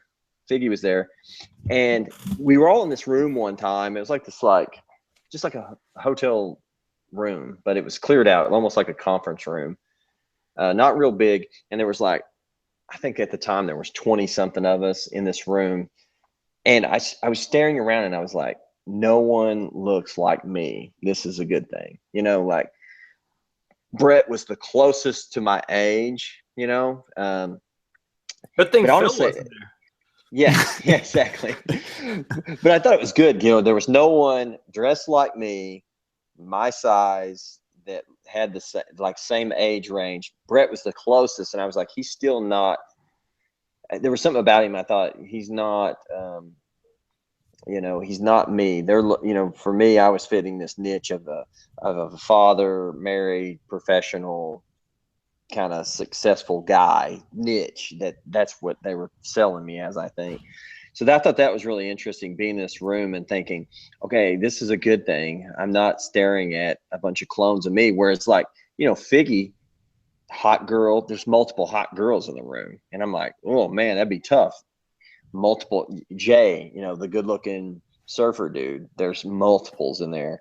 So you're sitting there sizing everybody up and going, even Sunday, nice little teacher lady. There's a couple of them, not quite, but you're sitting there going, okay, how do I stick out and how can I fit in?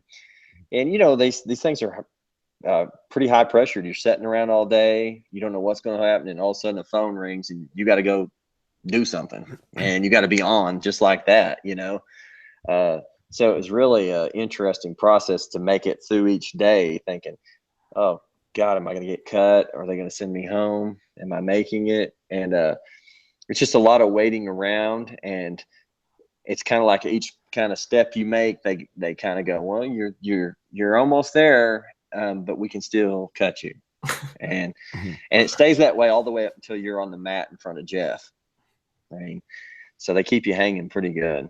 So was it mostly just when you said if they call you and you have to do something, was it mostly just interviews and them asking you questions, or were there any other type of, I don't know? No, it's just mainly interviews. But I mean, you might walk up to, a room and they're like, Jeff Probst is in there, go. And you're like, holy shit, I gotta say something cool here, or I'm gonna be bounced out of here, and so you got to be on all the time, you got to carry that energy in there and really let loose but not be fake. They don't want to see that. They can smell a fake out in 5 seconds. They don't want any of this horse shit fake stuff. They need real people, And how many times did you apply? Was this the first time you applied, or had you been applying for years? Oh, I've applied a bunch of times and done a bunch of open casting calls, but I hadn't applied in a while. Kids and, I run a fairly large law firm, and it just keeps me, I'm pretty hooked up. And I finally, but I watch every season and I'm like, God, why can't I be on this show? This is perfect for me. And finally I was like, let's do this, and I got lucky, got on, Mm-hmm. Yeah. All right. So to go from casting, we're going to jump all the way to Ponderosa. Joe Brochacho asked, what juicy Ponderosa stories do you have for us? I don't think there was anything too like, no one like hooked up or anything. It was pretty laid back there. I think the funnest part of it is some of the CBS handlers that handle you there. They made it fun. I mean, they would, have little theme parties, and we would have, we had a Cinco de Mayo party, which was fun. You've probably seen some of the pictures on social media. But we played a game, and it was I will take credit for this because it was my concept. And they showed a little bit of it, but they didn't show it. Every time somebody got out, we would make up fake careers. Like we just make up shit. And one time we assigned each other a person. And right when the person came in, I said what Jessica was on the spot. She had to ad lib, right on the spot. And I think Michelle said, yeah, and Chris is a rodeo clown, stuff like that. But the funniest one of them was Zeke. I think it was Jay. When Jay got out, Zeke said he was straight, and I said I was gay. And he totally bought it, man. It was hilarious. We would keep this up for like a day and a half. And oh my gosh. It was like till the next day, till we went back to tribal. And I mean, it was driving people nuts, man. And we were having so much fun doing it. And I think we told Brett, I told him I was a plastic surgeon, and my name in Oklahoma City was Dr. Boobs, and he was like, you're some rich plastic surgeon, you asshole, So that was kind of fun. It kept us busy. I mean, hell, you gotta do something out there. You'll go nuts waiting on tribal, and stewing over what you should have done, Well, we also heard you made Sunday cry. Yeah, she was upset because we told her I own strip clubs, and she didn't like it, man. She was like, he's I guess taking advantage of young women or something. I don't know what she thought. She was a emotional wreck over the fact that I own strip clubs. I'm like, well, come on, it's good honest work, honey. So were you surprised finding out that Brett was a cop, or did he ever say that to you out on the island?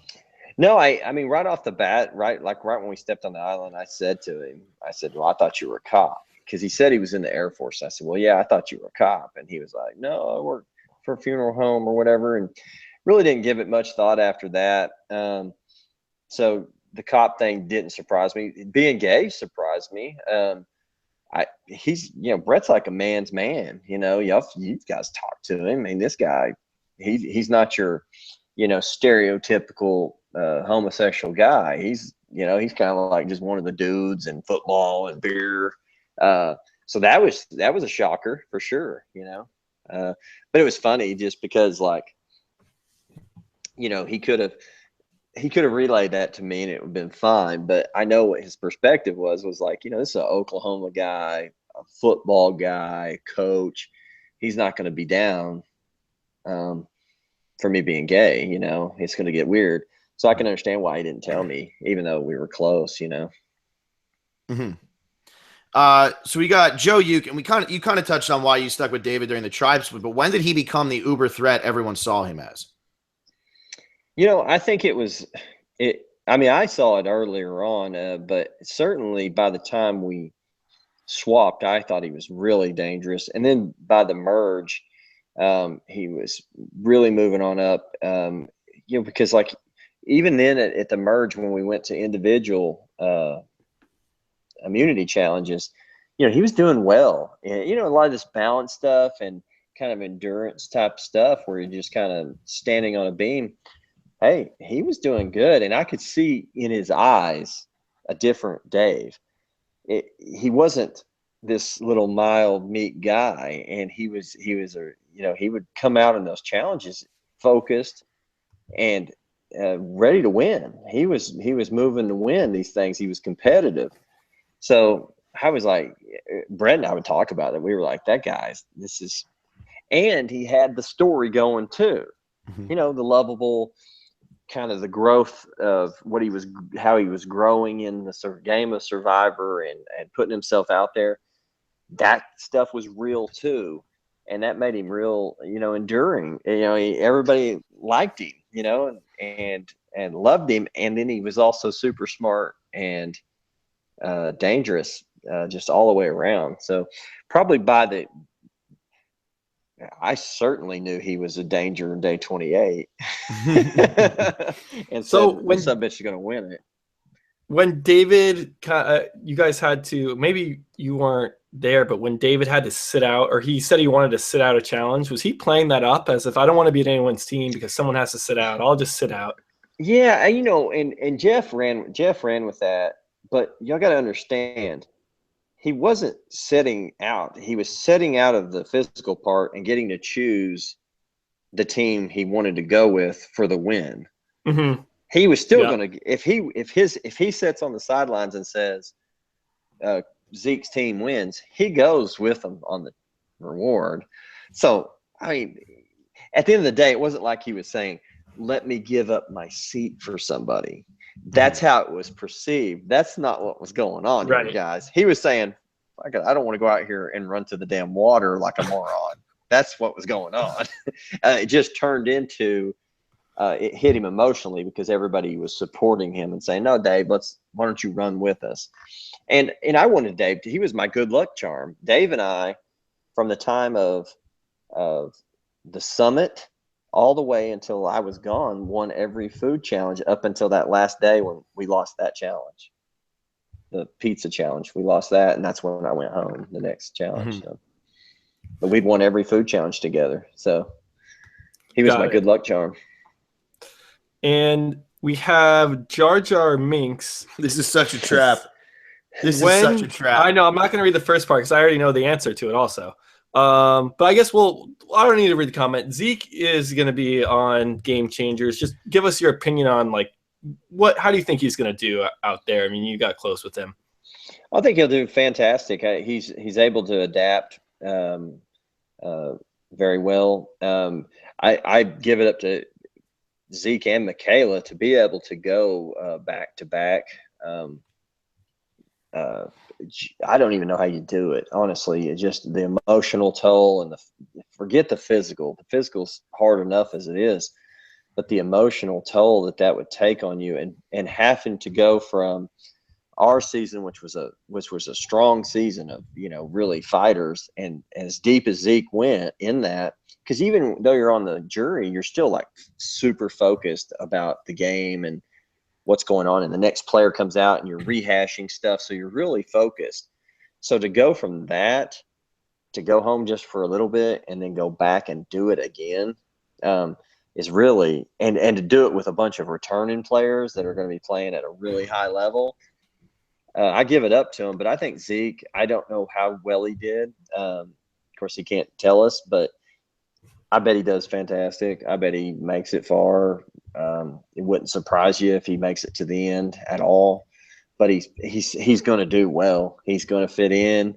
He's good in challenges. He's great at puzzles, and he can talk his ass off. So the Zeker is going to go far. There's just no doubt in my mind. But if he goes far, man, what a run to do what he did in our season, and then to do it on such a diminished, emotional state, physical state is really impressive. Would you have played back-to-back if they'd asked? It would have been or would that have been too much for you? It would have been difficult for me to turn it down, but it would have been almost impossible for me in real life. I manage my law firm, being gone from clients that much.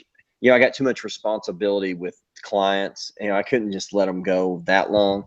And then my wife would have just probably killed me. And, and I wouldn't want to be away from the kids that long. It would have been difficult to turn down. I don't know. That would have been just almost an impossible decision. Now, hey, I'm ready to roll. Let's go. Wife would kill me again, but I'll ask for keep forgiveness. making the mistakes. That's right. I'll ask for forgiveness. I don't think she has a problem if I maybe one more time. I think if I was like, I'm going again after that, she'd probably want to shoot me. But I got to get back on again before I can even talk about that. So exactly. Yeah. The new Dragon Slayer, we've covered that to death, but thanks for the comment. Simon James, would you have been more obliging to work with Jess if you'd known her job? Maybe.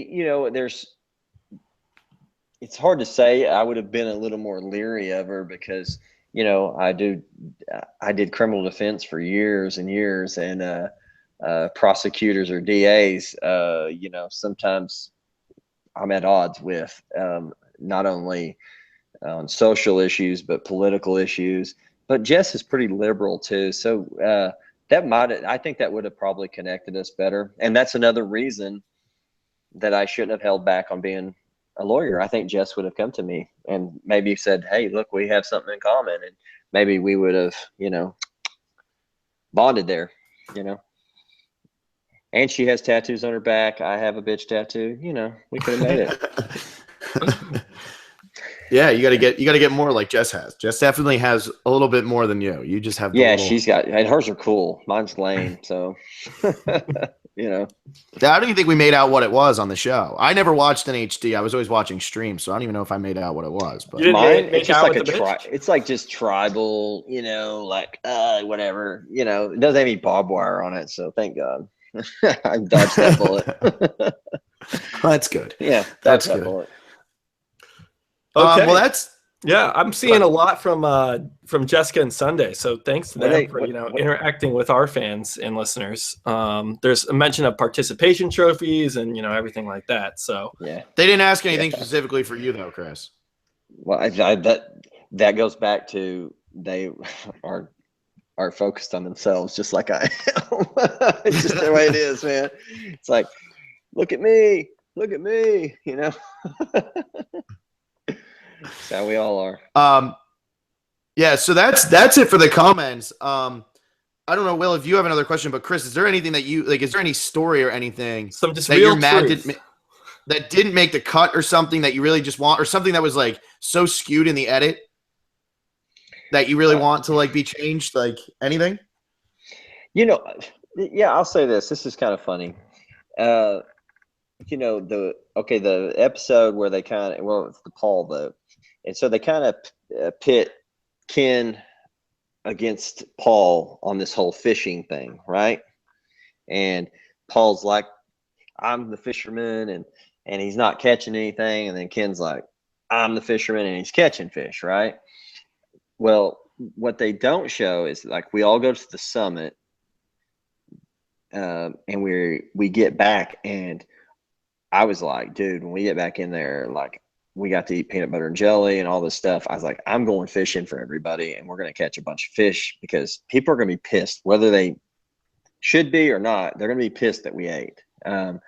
So I got back in and I was like, I'm going fishing. I go out fishing for goddamn hours. Okay. And I catch quite a few fish. I caught quite a few fish. I held my own on the fishing, and Ken went out and he caught some more fish, but we caught, I don't know, 12 or 13 of these fish. And in the episode, they made it look like Ken caught all of them. And I think I texted Ken that night. I was like, damn your good looks and your abs. They didn't want to see my pasty white ass out there in the water catching all these fish. So I was much better fisherman than it didn't show me fishing at all. It was just kind of like Ken does the fishing. And I went out there and trudged her. And when Ken was fishing, I held a basket out there in the middle of the ocean, taking the fish in. And so, I was a workhorse in camp too, just like Ken. Ken and I did a lot, and so did Brett too. He did a lot too, to make camp life easier for everybody else, I want to ask with the summit, you brought that up and we completely overlooked that because it really didn't play a huge factor in the show. But what were you thinking when you actually got to go to the summit? What was that like? When we got the tree mill and then we drew rocks and they were calling it a summit, in my mind, we all thought it was like everybody was talking and like we were going to their camp, they were coming to our camp kind of deal. But in my mind, it was like a summit, like we are going to meet somewhere. And I was just hoping there was going to be food there. I was like, I don't even care about getting information. Just please let there be food. And sure enough, there was. But it was actually a bigger deal than the show let on, because the game plan is everybody was like, don't let Dave and CC out of your sight. Okay. Right. So Paul and I were like, okay, when we get there, we walk, everybody's like eating. And then everybody's like, why don't we go down to the beach and get in the water? It was kind of a nice beach and there's some good water. It was hot as hell. So we start all as a group, start trucking down the beach to go. Well, we get to the bottom and I turn around and Dave and CC are still, they stayed back with like Figgy and Taylor. And Paul and I are looking at each other and we're like, man, we don't want to make this awkward. So we just went ahead and went to the beach with like Will, I think it was Will and Jay. And we get back to camp and they come down eventually. And of course they had searched they were searching for idols and doing all kinds of nonsense, making alliances, whatever. Well, we get back to camp and they ask us, they're like grilling us. What happened? Who was talking to who? And Paul and I kind of got caught in this weird, like we didn't try to lie, but we kind of did. Like, and it wasn't like planned, but they go, did you go up there? Well, we go, well, we were down there on the beach and we were in the water and we blamed the producers. We said they didn't want us going back up there.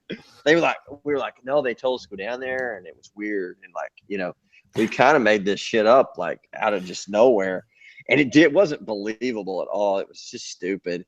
And I think that, some of them were like mad about it. I mean, everybody was like, y'all let them go. And what did they say? And what was going on? And we were like, so it was kind of funny. It did play. And I think it might have had a little bit to do with just not trusting Paul, And so it's weird stuff like that you think of that influences the game when you watch it back. Little things like the swap when Adam, I don't know how close he was to voting Ken off instead of Figgy, but they made it out to be pretty close call. If he votes Ken off at that point, probably changes my game completely because Dave probably stays with me because I become his Ken. At that point, who else? He's like, shit, I got Chris now, and I become his Ken, maybe. That's how I looked at it. And I go, that little thing that didn't seem that big a deal, I was like, man, that might have changed the whole game had that happened. It's just stuff like that you think back on. That's crazy. Yeah, I'm sure you've thought about every possible way. Like, maybe I could have won if this happened, or if I'd have done this. I mean, you play the woulda, shoulda, couldas all day long. I'm telling you, it's just hard. It took me months and months to actually get over this thing, and I don't know that I'm over it still. Like, I just want to go back every day and prove myself playing Survivor. But for a month or two, you're just a basket case. I was just a basket case, like literally for 2 months. And then it got a little better, but I still, every day, like, I'm like obsessed with getting back on the show. I've changed the way I've, working out, because I'm like, those balance challenges will never get me again. So all I'm doing is like Pilates and yoga now. I'm like, I'm gonna be Mr. Miyagi out on this goddamn beach next time, standing on a pole like all day long, and that's driven by the urge to go back on Survivor, Mm-hmm. And I'm sitting here training like a madman to be back on a show that I may never see again, Well, I know both of us, we would definitely like to see you back for sure. And well, I hope so, man. I would go in a heartbeat. Oh yeah. I mean, we love so much of this cast, and just the way you guys played and the way you interact. It's so funny. I mean, we keep doing these little interviews and Brett's always there. I mean, we felt bad the other day because Brett's in the chat and Sunday's in the chat, and we're like, what's going on here? Like, we can't figure out how to do the thing, and it wouldn't load and all that. And we're like, here's Brett ripping us apart over there. I don't think a lot of other casts would be doing that, and it's not just yours. It's a lot of these that we've done.